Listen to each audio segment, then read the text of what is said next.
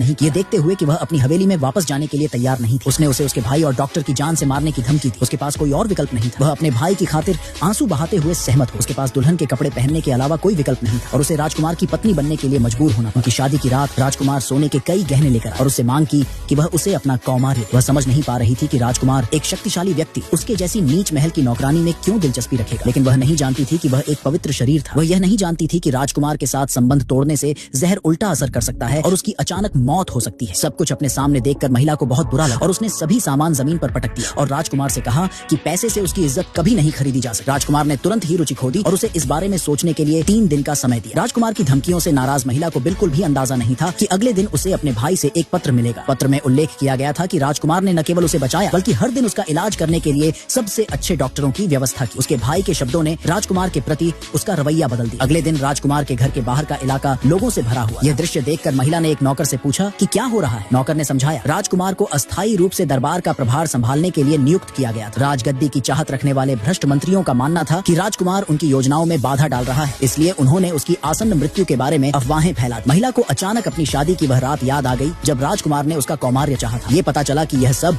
उसके अस्तित्व के लिए था। राजकुमार की दुर्दशा ने महिला को सहानुभूति महसूस कराई, लेकिन अगले ही पल हथियारों ने उस पर हमला कर दिया, उसे मारने की कोशिश की।